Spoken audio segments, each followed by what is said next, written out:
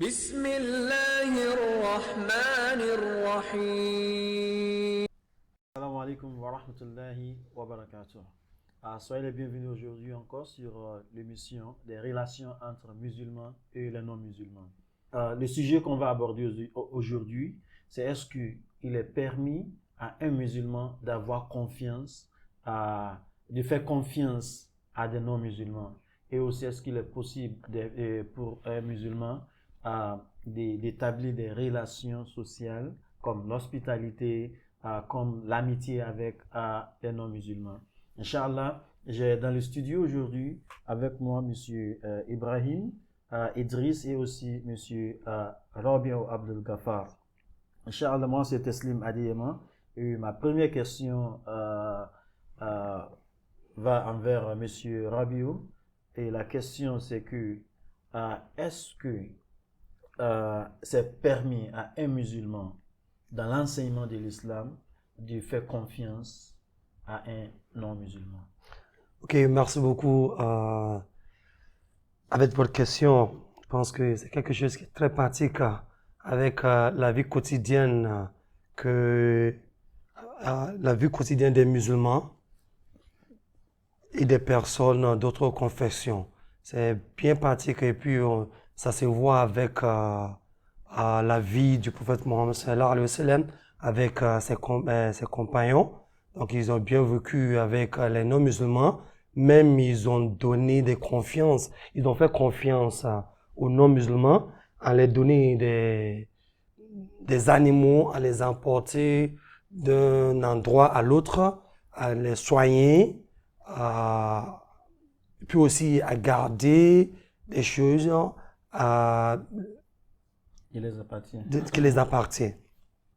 Donc, pour commencer de là, on voit que toute l'islam entier est contrôlé par le Coran et la Sunna de Rasulullah sallallahu alayhi wa sallam. On ne peut jamais rien faire sans faire référence au Coran et puis le Sunna de Rasulullah sallallahu alayhi wa sallam. Donc, il y a un principe qui est accordé en islam, c'est un principe de la juriste, c'est un principe rationnel de la juriste musulmane, jurisprudence musulmane, de la jurisprudence musulmane qui est très évoquée, et c'est ce que les savants islamistes utilisent deux fois, donc qui est appelé istishab, ça veut dire la présomption d'innocence, qui veut dire que tout le monde est innocent, à moins qu'il y ait une évidence qui va à l'encontre. Tout est bon par défaut, soit une personne, une couture, habillement, une loi, et des activités commerciales, des relations aussi, à moins qu'on n'a pas des preuves évidentes que le Coran et l'Hadith a expliqué. Donc, on ne peut pas se dire que cela et cela, on ne peut pas se servir de ces choses. Voilà pourquoi on dit que tout est bon par défaut. Donc, si je vois une personne, je ne connais pas la personne parce qu'il est un non-musulman, donc je dois lui donner tous les doutes que j'ai pour le croire innocent de tout ce qui se passe. Donc, je ne peux pas dire que peut-être parce qu'il est non-musulman et qu'il peut me faire du mal, puisque un musulman m'a déjà fait du mal, ou mais un musulman m'a déjà trahi. Même Dieu, dans le Coran, Dieu nous rappelle beaucoup de choses dans le Coran, que les gens du livre peuvent être aussi honnêtes. Ils peuvent être aussi honnêtes. Aussi, on voit que les musulmans aussi aujourd'hui, on voit des munafiqoun parmi les musulmans aujourd'hui. Donc, on voit des gens aussi qui sont des musulmans qui font le contraire du Coran. Donc, ça ne veut pas dire que si je vois une personne qui est un non-musulman, ça veut dire que la personne peut me trahir. La personne peut faire, on est de différentes fois. Oui, c'est quelque chose qu'on comprend, mais ça ne veut pas dire que la personne ne peut pas être honnête. Si la personne peut être honnête, je peux partir pour avoir ses services, comme on voit des hôpitaux aujourd'hui. On a des non-musulmans qui travaillent dans les hôpitaux, dans les organisations personnelles, gouvernementales, Et les musulmans, on se sert de ces places et paisiblement. Dans le Coran, Allah nous dit, si vous jugez parmi les gens, jugez avec l'équité, soit un musulman mais un non-musulman. Et puis aussi dans le Coran, Allah nous dit, ne laissez pas la haine d'un peuple vous faire dévier de la justice. Donc soyez juste. Donc cela se voit aussi partout aujourd'hui. On se prend comme des ennemis parce qu'on n'est pas de la même foi. Mais c'est ça la justice. Mais c'est pas ça la justice. On doit mieux comprendre tout ce qu'on doit faire de la source. Donc le Coran est là pour nous guider. Et puis la sunna de Rasulullah sallallahu alayhi wa sallam est là aussi pour nous guider. Si on voit dans le Saint-Coran, Allah nous dit, le deuxième chapitre plutôt, Allah nous dit, ذَلِكَ الْكِتَابُ لَا رَيْبَ فِيهِ هُدًى لِلْمُتَّقِينَ. Donc ça veut dire, ce livre est un livre, sans doute, c'est un guide pour tous les musulmans. Donc ce livre, c'est un livre qui va pas vous mettre à l'écart de tout ce que Allah aime et vous montrer aussi tout ce que Allah n'aime pas.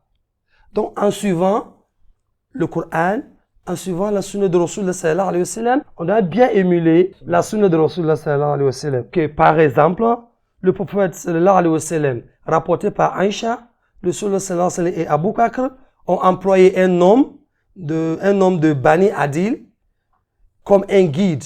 Il a emmené les chameaux de la Mecque à Médine. Aussi, Moutin Bon Adi, qui a aussi aidé les musulmans à protéger les musulmans. Et puis, c'est pas un musulman, mais il est aussi, il a aussi l'humanité en lui.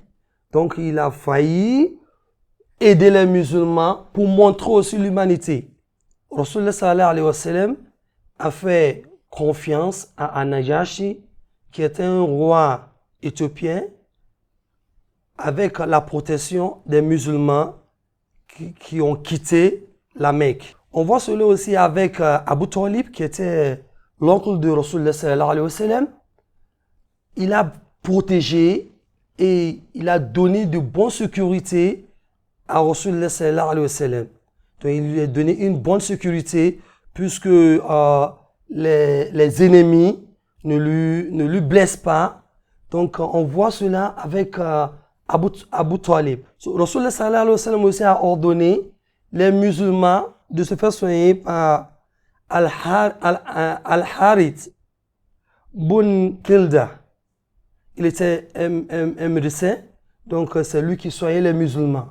Donc avec tout cela, ça veut dire pour moi de dire à mes compagnons de partir se soigner avec une personne, ça veut dire je fais confiance à cette personne. Donc on voit tout cela avec le prophète sallallahu alayhi wa sallam. Donc tout cela se dit, c'est pas parce que Rasulullah sallallahu alayhi wa sallam veut qu'on se soigne avec lui, mais c'est parce que c'est la pratique de sa sunna. Voilà pourquoi il nous dit de faire ça et de faire cela. Donc ça veut dire que Rasulullah sallallahu alayhi wa sallam, il a aussi vécu avec des non-musulmans et aussi il a eu des relations paisibles avec les non-musulmans. Donc ça ne peut pas être le contraire avec nous aujourd'hui. Donc nous avons des musulmans auprès de nous qu'on doit vivre paisiblement. Voilà la leçon qu'on peut avoir de la pratique de Sunna, que c'est vraiment pratique et encouragé de vivre paisiblement avec les non-musulmans dans nos sociétés d'aujourd'hui. Merci beaucoup. Donc, le prophète sallallahu alayhi wa sallam a embauché les non-musulmans même pour faire quelques travaux pour lui, et les travaux même qui étaient les travaux sécuritaires. Et lorsqu'il a envoyé ses compagnons, il les a dit d'aller jusqu'à de voyager du Makka jusqu'à Medina. Et celui qui les guidait était un non-musulman. Et aussi, ils étaient partis en Éthiopie pour aller chercher la sécurité parce que on les dérangeait à la Mecque. Donc, il les a envoyés pour aller chercher la sécurité en Éthiopie. Donc, si je comprends très bien ce que vous disiez, c'est que si le prophète sallallahu alayhi wa sallam a fait tout ceci, euh, nous, en tant que musulmans, on ne doit pas dire non, on ne peut pas travailler avec un non-musulman. On peut travailler sous un non-musulman et un non-musulman peut travailler sous nous aussi en tant qu'employé. Donc, ceci est très très important. Et puis, il y avait un verset coranique que vous avez mentionné que Allah subhanahu wa ta'ala disait que lorsque vous jugez parmi les gens, jugez avec l'équitabilité, la justice. Donc, ne disez pas que parce que cette personne est non musulman, on va juger contre lui. Non, si c'est lui qui a raison, on lui donne la justice, c'est lui qui a raison.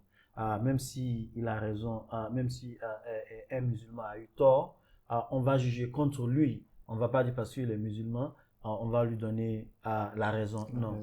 Donc, c'est très très important. Je ne sais pas si M. Ibrahim a quelque chose à ajouter sur ce que M. Abdel Ghaffar vient de dire.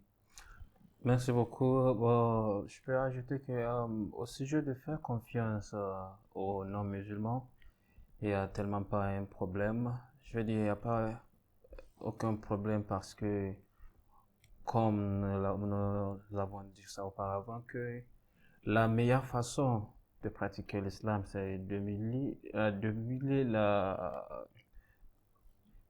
la vie du prophète Mohammed sallallahu alayhi wa sallam. Et nous avons très bien vu qu'il a eu des rapports avec les non-musulmans et il n'avait aucun problème avec les non-musulmans. Si le prophète Mohammed sallallahu alayhi wa sallam pourrait confier la vie de ses proches compagnons à un médecin qui n'est pas musulman, donc qui sommes-nous? Donc, si c'était comme si la relation entre les musulmans et les non-musulmans était des relations conflictuelles, pourquoi est-ce que le prophète sallallahu alayhi wa sallam envoyera un médecin non-musulman pour venir sauver la vie de l'un de ses compagnons? Parce que c'était trop facile pour celui-ci d'assassiner le musulman qui était malade et qui était aussi le compagnon du prophète sallallahu alayhi wa sallam. Mais malgré cela, le prophète sallallahu alayhi wa sallam lui a fait venir soigner son compagnon. Ce qui veut dire que les relations entre les musulmans, la communauté musulmane et la communauté non musulmane n'est pas des relations conflictuelles. Ce sont des relations normales, les relations de la cohabitation paisible. À moins que il y a des gens qui veulent agresser, qui agressent à la communauté musulmane, en ce moment-là, il faut prendre des mesures nécessaires, pas nécessairement des mesures, pas nécessairement prendre des armes, mais des mesures nécessaires à essayer essayer la diplomatie, par exemple, essayer de faire des pactes de la paix, de la protection pour ne pas que une communauté agresse l'autre communauté. Mais si après tout cela, l'autre communauté veut attaquer la communauté musulmane avec des armes, donc ça devient impératif pour la communauté musulmane de se défendre avec des armes aussi, mais pas d'attaquer. Merci beaucoup. Donc, Inch'Allah, je reste toujours avec vous. La deuxième question que je vais poser aujourd'hui, c'est que c'est toujours la même question qui suit la première question, le sujet, les enjeux de la première question, et c'est que quelle est la l'opinion des musulmans, des juristes musulmans sur le fait que sur le fait qu'un musulman peut faire confiance à l'expertise et aussi à la compétence d'un professionnel non musulman. Qu'est-ce que disent les juristes là-dessus? Parce qu'on vit dans un monde aujourd'hui là où la plupart des travaux qui se trouvent dans le monde aujourd'hui, que nous les musulmans, on a besoin des gens qui peuvent faire ce travail. Dans la plupart des communautés musulmanes, on a des gens qui ne peuvent pas faire ce travail. Est-ce que si on voit un non-musulman un professionnel non musulman qui peut faire ce travail, par exemple un ingénieur non musulman, un docteur, un médecin non musulman, qu'est-ce que disent les savants, les juristes musulmans par rapport par rapport à la communauté, par rapport à la confiance des musulmans à ces gens de professionnels? Merci beaucoup, monsieur. Avant de mentionner ou bien d'expliquer ce que les savants ont dit, j'espère que faut commencer avec le Coran d'abord. Même le Coran, comme nous l'avons dit auparavant, que dans le Coran, Allah subhanahu wa ta'ala a dit que parmi les non-musulmans, il y avait des gens que si nous les ont confiés des, des tonnes de trésors, ils les rembourseront. Ce qui veut dire que même parmi eux, il y avait des gens de confiance et des gens qui sont dignes et qui savaient ce qu'il faut faire. Et pour cela, l'écrivain de Fiqh Sunnah a dit qu'un musulman peut faire confiance à un non-musulman, soit juif ou chrétien qui est expert dans les professions, dans sa profession.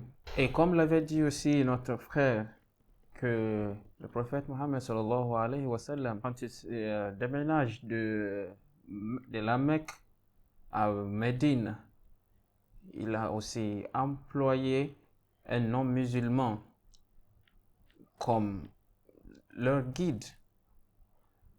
Bon, en cette situation, nous allons voir que c'est une situation qui est entre la vie et la mort. Mais malgré tout ça, et parce qu'en ce moment, c'était une situation très très précaire. Les musulmans ils fuyaient la Mecque pour à Madina. Donc ils devraient aller à Madina pour aller se protéger là-bas. Eux, c'était les non-musulmans de la Mecque même qui les chassaient de la Mecque. Eux, le prophète voyait un non-musulman qui pouvait être le guide des musulmans pour aller à Madina. Donc, si je comprends très bien, c'était une situation très très précaire et malgré cela, le prophète sallallahu alayhi wa sallam donne la sécurité et il confie la sécurité des musulmans à un non-musulman en ce moment, si je comprends très bien. Oui, bien sûr, il a confié la sécurité des musulmans à un non-musulman. Et cela fait partie de ce que notre frère aussi a dit dans l'islam ou bien dans les droits juridiques de l'islam, ce qu'on appelle, ce que les savants de jurisprudence disaient que al-asl fi kulli shay'in al-ibaha, ce qui veut dire que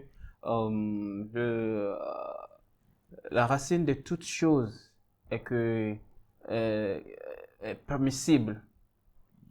Donc, ce qui veut dire qu'en voyant quelqu'un, ce qui veut dire toute chose par défaut, est permis par défaut dans l'islam. À moins qu'il y ait une évidence qui va à l'encontre dans le Coran. Dans le Coran et la Sunna du prophète Mohammed sallallahu alayhi wa sallam. Donc, il n'y a aucun problème ou bien il n'y a aucun mal de faire confiance à un non-musulman plutôt, si nous avons vu que nous avons besoin de leur service ou bien de son service. Merci beaucoup. Monsieur Gaffar, j'aimerais revenir à vous pour continuer, mais surtout sur la question de visiter ou même de visiter les non-musulmans et aussi de leur donner une hospitalité très très bonne lorsqu'ils nous rendent visite. On sait aujourd'hui qu'il y a des communautés musulmanes là où il y a des gens qui se disent toujours qu'il n'est pas permis à un musulman de rendre visite aux non-musulmans et aussi il n'est pas permis aux non-musulmans de rendre visite aux musulmans. Donc, et ceci nuit vraiment aux relations sociales dans des communautés interreligieuses. des communautés là où il y a des gens qui ont des différentes confessions religieuses. Donc, ma question à vous, c'est que est-ce que un musulman peut visiter un chrétien, juif ou autre dans sa maison ou pas? Et aussi, est-ce que un musulman peut visiter les non-musulmans? Donc, deux questions. Est-ce que les chrétiens, les juifs peuvent visiter un musulman dans sa maison et le musulman leur donne une hospitalité cordiale? Ou est-ce qu'un musulman aussi peut visiter les non-musulmans? Ok, merci beaucoup. Je voudrais dire la visite des musulmans aux non-musulmans n'est pas seulement permissible, mais aussi encouragée par le prophète Mohammed sallallahu alayhi wa sallam. Dans ces faits, on a eu beaucoup de récits qui montrent que vraiment, c'est très permissible de visiter les non-musulmans. Puisque ce qu'on fait, on appelle le dawa. Tu dois faire le dawa avec quelque chose qui va vraiment convaincre la personne ou laquelle tu veux apporter le message du Coran et de la Sunna. Avec Abu Huraira, il a rapporté qu'il y avait un non-musulman qui a visité le Rasulullah sallallahu alayhi wa sallam. Donc, arrivé, le Rasulullah sallallahu alayhi wa sallam a ordonné de lui donner du lait. Il a bu du lait pour la première fois. On lui a donné du lait encore d'une autre chèvre. Pour la deuxième fois, il a bu du lait de 7 chèvres. Donc, il était étonné. Il a bu du lait, il était rassasié. Le lendemain, il a prononcé le shahada. Il a prononcé le shahada parce qu'il était convaincu que, mais l'image que les gens prennent partout de ce jeune homme, du prophète Mohammed sallallahu alayhi wa sallam, tous les dits qu'ils disent partout, mais c'est contraire de ce qu'il a trouvé avec Rasulullah sallallahu alayhi wa sallam. Voilà pourquoi il a prononcé le shahada. Donc, en donnant, en visitant et de faire de bonnes choses avec eux, le don de bons récits, le don plusieurs entendements avec eux pour leur dire que non, nous ne sommes pas vos ennemis, on est prêt pour vous recevoir. C'est comme si quelqu'un attend quelque chose de mauvais de vous, et lorsqu'il vous visite, vous lui donnez du bien. Et bon, c'est comme si ce qu'il a dans sa tête est contraire à ce qu'il voit dans la réalité. Donc, il est étonné. Ah, mais j'ai cru que ces gens sont des mauvaises personnes. Et voilà, voilà les manières de réagir envers moi. Bon, c'est extraordinaire. Donc, à cause de cela, il change son idée envers le prophète sallallahu alayhi wa sallam. Très, très intéressant. Donc, selon aussi, ça porte sur nous aussi, dans la vie contemporaine, on voit aujourd'hui que l'image donnée aux musulmans aujourd'hui est très, très, très, très mauvaise. Donc, c'est nous, les musulmans, on doit changer l'image en pratiquant cela. Est-ce que vous voyez? On voit Rasulullah sallallahu alayhi wa sallam, on avait dit auparavant que Abu Talib était son oncle, mais un non-musulman. Il est protégé. Il est donné tout aide pour être protégé. Mais quand il était malade, le prophète sallallahu alayhi wa sallam lui a visité. Même arrivé, le prophète sallallahu alayhi wa sallam, avec le sirop, on a dû attendre qu'il voulait même qu'il prononce le shahada à cause de l'amour qu'il a pour son oncle. Donc, ça veut dire, on peut visiter un non-musulman quand il est malade. Et puis aussi, il y a un petit juif qui visitait Rasulullah sallallahu alayhi wa sallam. Entre-temps, le prophète ne le voyait pas. Donc, il se disait, mais où est ce garçon? Donc, quand il a des nouvelles qu'il était malade, il lui a rendu visite. Donc, ça veut dire, on peut se visiter. Nous avons des familles aussi qui ne sont pas des non-musulmans. Parce qu'ils ne sont pas des non-musulmans, ça veut pas dire qu'ils ne sont pas des humains. C'est nos relations qui va même prêcher ce que le Coran et la Sunna de Rasulullah sallallahu prêchent. On ne doit pas toujours dire avec notre bouche, l'islam est bon, c'est une bonne religion. Non, c'est nos caractères qui doivent même prouver que l'islam est une bonne religion. Bien sûr, puisque même le Rasulullah sallallahu alayhi wa sallam, dans le Coran, Dieu dit c'est lui qui a le noble caractère. Le plus noble caractère, plutôt. Le plus noble caractère. Donc, avec nos caractères, on peut même convaincre des non-musulmans d'être musulmans. Donc, la visite du prophète sallallahu alayhi wa sallam à son oncle Abu Talib a donné un encouragement à Imam Buhari à dédier un chapitre intitulé Iyadatul Mushrik dans son livre. Ça veut dire la visite des polythéistes. Donc ça veut dire, si Rasulullah sallallahu alayhi wa sallam donne courage à faire quelque chose, si on le fait, ça veut dire que nous sommes des bons musulmans. Et puis, celui qu'on doit faire, comme on avait dit dans le Coran, si tu dis vraiment que tu aimes Allah, il faut me suivre. Donc, qui sommes-nous pour dire aujourd'hui que non, c'est un non-musulman, je ne peux pas le rendre visite. Mais c'est pas pratique. C'est pas pratique. Donc, si on a un frère de l'humanité qui est malade, on doit lui rendre visite. Notre visite va créer beaucoup de choses. Il va créer un rapport très intime avec la personne. La personne va s'asseoir un jour pour dire que cette personne, je suis malade, il m'a rendu visite. Mais ça veut dire que la personne est vraiment une personne pieuse. Donc, on doit prendre de la pratique et puis améliorer ce qui se passe dans le monde aujourd'hui. Donc, c'est la pratique de la sunna que peut changer le monde aujourd'hui. Mais qu'Allah nous facilite la tâche. Amen. Donc, Monsieur Ibrahim, on parle des visites, la visite des non-musulmans et aussi, que direz-vous sur la visite des musulmans aux non-musulmans? La visite des musulmans aux non-musulmans ne devrait pas être un problème. Mais comme on voit aujourd'hui, c'est notre problème majeur. Surtout les musulmans, nous n'avons pas les meilleures méthodes pour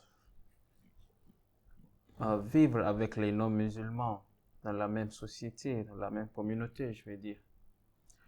Par exemple, j'ai tellement appris une leçon dans ce que notre frère vient de dire, qu'il y avait un non-musulman qui a visité le prophète sallallahu alayhi wa sallam, et ce non-musulman avait des choses qu'il avait appris à propos envers les musulmans, je veux dire, et envers l'islam.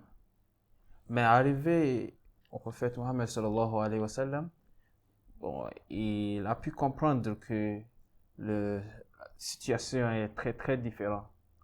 Donc, ce qui veut dire que, et la même chose, nous avons le même problème dans notre communauté. Maintenant, il y avait quelque chose qu'on faisait, ou bien qui se passe maintenant dans le monde maintenant.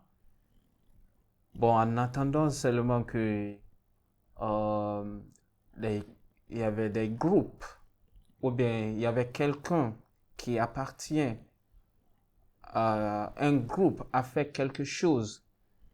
Seulement on se lève et on juge la personne et on l'attache à son groupe. Alors que ce qu'on doit comprendre est que en tant qu'humain, tout le monde, nous avons notre défi. Ce qui veut dire que si il y avait une personne qui a commis une erreur dans la société, donc il faut juger la personne comme un individu, mais pas pas juger la personne avec sa race, non pas sa communauté religieuse. Et la plupart de ce qui arrive dans le monde entier maintenant, c'est ce qui cause ça. Nous avons des problèmes comme ça au moins dans toutes les différentes parties du monde. Donc, il faut comprendre comment vivre avec les gens. Mais est-ce que vous pouvez nous donner des exemples dans le passé et historique de l'islam, des exemples des situations où les musulmans ont visité les non-musulmans?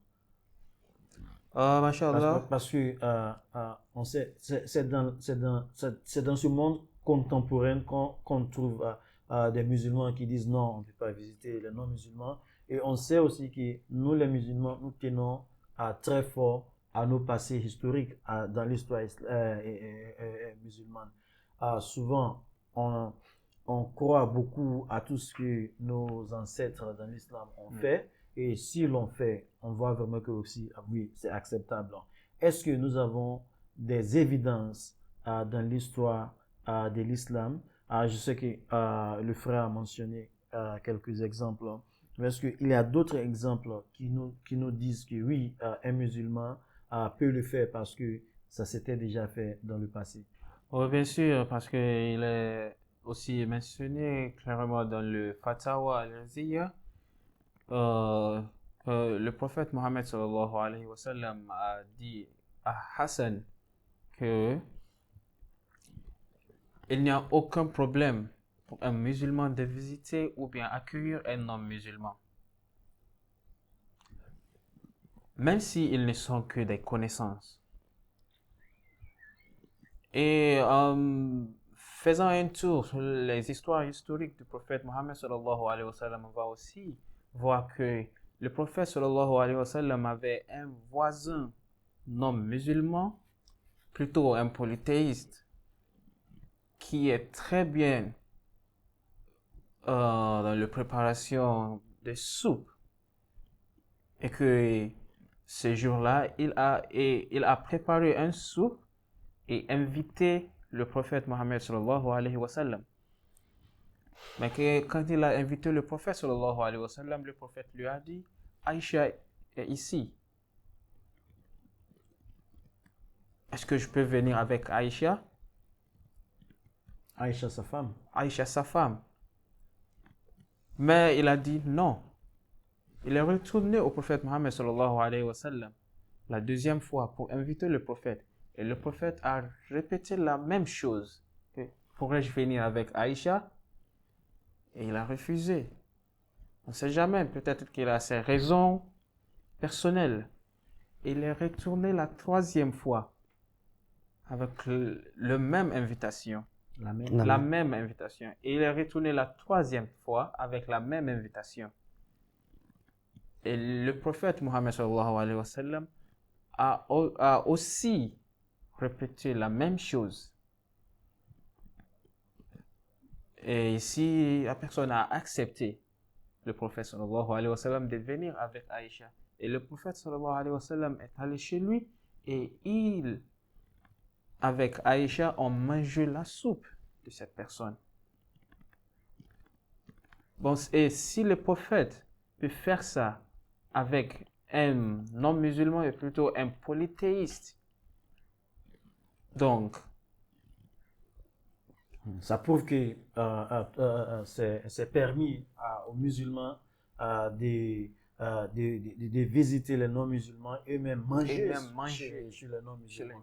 Oui, je crois que si on repasse sur le principe que vous avez mentionné au début, que toute chose est permise, à moins qu'il y ait une évidence qui va à l'encontre de cela dans le Coran ou bien dans la Sunna du Prophète sallallahu alayhi wa sallam. Alors, donc toute chose est permise, ce qui veut dire, même si un non-musulman nous invite chez lui à la maison de venir manger, on peut y aller, on peut manger, repartir chez nous à la maison. De la même manière, on peut l'inviter aussi de venir manger chez nous. Puisqu'il n'y a rien dans le Coran ou dans la Sunna du Prophète sallallahu alayhi wa sallam qui dit que c'est interdit. Donc, parce qu'il n'y a rien dans le Coran ou dans la Sunna qui dit que c'est interdit, donc on peut faire, on peut le faire. Donc, si je comprends très bien, on n'a pas eu des savants musulmans qui disent catégoriquement que eux, ils ont vu, ou bien ils essaient d'interpréter des versets du Coran qui disent que non, ce verset interdit aux musulmans de visiter les non-musulmans, ou même de les inviter chez nous à la maison. Donc, ceci prouve que préalablement, les relations entre musulmans et non-musulmans sont des relations normales, sont des relations de cohabitation normale.